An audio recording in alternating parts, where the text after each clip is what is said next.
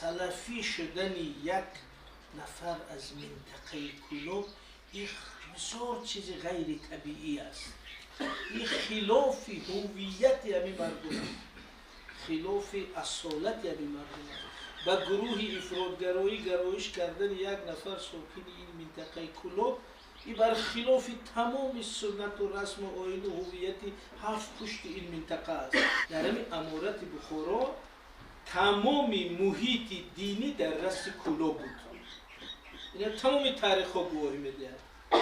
از جمله 60 سال آخری امارت بخارا قاضی کلان بخارا از کولوب همه خوالیم. چون ما در منطقه کولوب قرار داریم، بحث ارزش‌های دینی و ملی در میان است. من میخواستم چند سخن بگم که درباره همین کولوب و وضعیت همین جا. دیروز ما در همین شهر کولوب یک همایش بسیار بزرگ داشتیم و پیش از من اونجا در نمایندگان تمامی نهادهای حفظ حقوق سخنرانی کردند و اونو بعضی چیزای عجیب گفتن که چقدر بچه به سلفیه گرایش کرده است، چقدرش به یک گروه رفته است.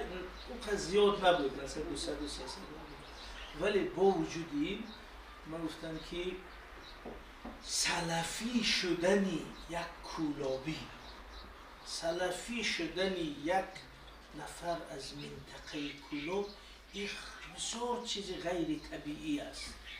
این خلاف هویت همین مردم، خلاف اصالت همین مردم. با گروه افراطگرایی گرایش کردن یک نفر ساکن این منطقه کولوب این بر خلاف تمام سنت و رسم و آیین و هویت هفت پشت این منطقه است. چرا؟ چون که کولوب به معنای فقط شهر کولوب نمیگم، به معنای این منطقه که ایجاد داد. کولوب این منطقه کولوب شما حاضر وقتی افتخارهای ملی میگویم من در هر منطقه ها، شما فکر نکنید برای همین منطقه میگیم، ما میخوام بگیم در مجموع قدرت این ملت همین جمع میخواد. ببینید منطقه کولوب این منطقه عادی نیست. در همین امارت بخارا تمام محیط دینی در دست کولوب بود. این تمام تاریخ ها گواهی میدهد. از جمله 60 سال آخری امارت بخارا قاضی کلان بخارا از کولوب همه خوالیم. همین قاضی صدرالدین بیضاوی 30 سال قاضی بخارا، یعنی قاضی بدرالدین پسرش بیضاوی همین قیدیگر، قاضی برهانالدین بیضاوی اینا اونجا از دهه خواجه خلیلی نوعه خوالیم بودن. یعنی از اون کولوب شما تصور کنید که بخارا صدها مدرسه، هزارها عالم دین، مدرسین، فقها، مفتی‌ها، بخارا قطب اسلام حساب میشد. معین کننده معیار دینی در تمام این منطقه تا قشقر و تا سیبیر و تا هند از بخارا منشأ میگرفت. همین مرکز دینی در دست همین مردم بود. حتی مثلا استاد شخصیت بزرگ تاریخی ما صدر ضیا در روزنامه‌اش می‌نویسه که ما علمای بخارا چیکار کنیم، چون که تمام امام مسجد هم از کولوب است، قاضی ها هم از کولوب است، مدرسین مدرسه ها هم از کولوب است، قاضی کلان هم از کولوب است. این معنای بسیار بزرگ داره. یعنی نمی دولت بزرگترین حنفی منطقه این مردمی داره میکرد. وظیفه قاضی کلان در بخارا چی است؟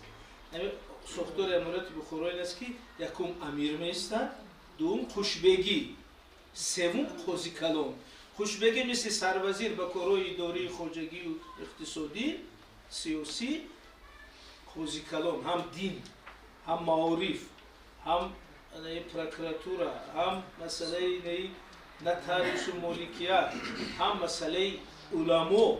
یعنی تمام معیار دینی دست قاضی کلان و قاضی کلان من 60 سال از همین چی بوده است؟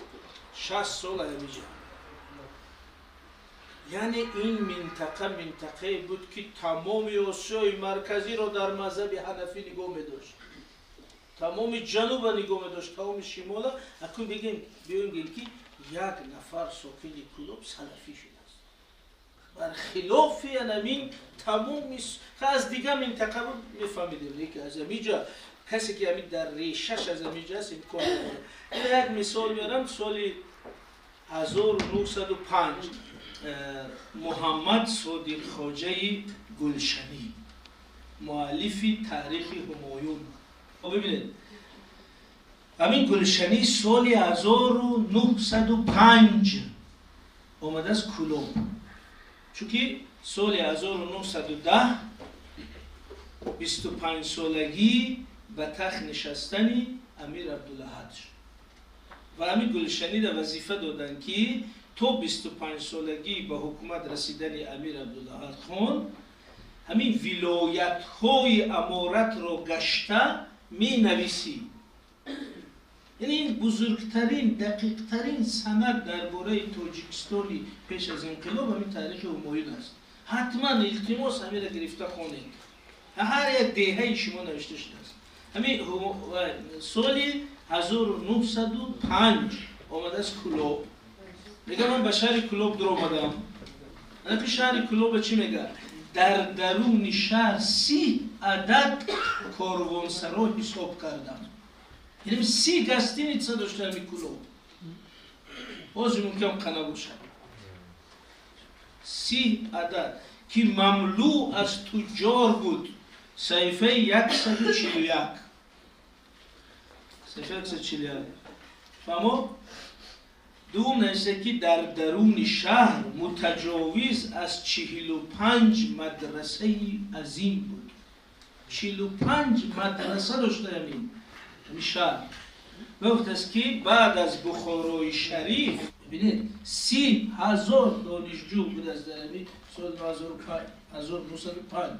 گفت است که بعد از بخارای شریف هیچ شهری برابر کولوب علما تحصیل کرده دینی گفت است این بخارا به مدرسه کولوب تمام میکنن میرن مدرسه بخارا میخونن. این قدر تحصیل کرده در قرا، یعنی قرا این دهه ها، میگه در هر دههش یک امامی هست که 100 مدرسای بخارا. این گلشنی سال 2005 نوشته است. خب این یک.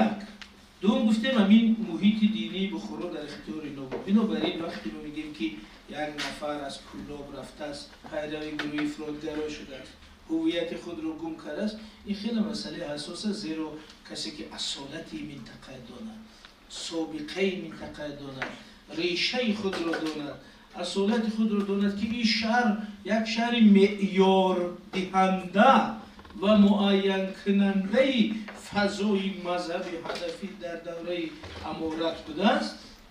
یعنی برای همین میگه که من هرگز به او گروه نمیرم. مولانا در مثنوی چه گفت؟ گر خوری یک لقمه از مأکول نور، خاک ریزی بر سری نان تنور. یعنی اگر تو فرهنگ ارزش‌های بلند داری و فرهنگ پست هیچ وقت قبول نمیکنی. گر خوری یک لقمه از مأکول نور، خاک ریزی بر سری نان تنور، به معنی که تو اگر فرهنگ تا اصالت تا جایگاه تا دانی که پدرانی تو کی بودن، باباانی شما چی کار میکردن، هرگز اون گروه افراطی میگی که برای بچه ما از جای بلند آب میخریم. بنابراین من گفتم که افراطی یا به یک گروهی ضد دولت و ملت شامل شدن یک فردی منطقه غیر عادی است. این منطقه است که این فضای مذهبی، فضای دینی، فضای ملی را معین میکرد. شورشی ملی تاجیکان ضد حکومت منقی در همیشه شده است. همین منطقه برخواستم چون ملت که مثلا حکومت بیگانه را قبول نداره، شورشی واسع که همه منطقه شرکت کرده است، فقط خاورین نبوده. بنابراین وقتی که این منطقه‌ای که سابقه بزرگ ملی دارد، سابقه بزرگ وطنداری دارد، سابقه بزرگ دینی دارد، یک فرزندی که باید به یک گروهی ضد دولت و ضد ملت و ضد دین و ضد مذهب همراه میشه، ممکن پیش از همه اصالت خودش باخته است. اصالت منطقه را خیانت کرده. یک بار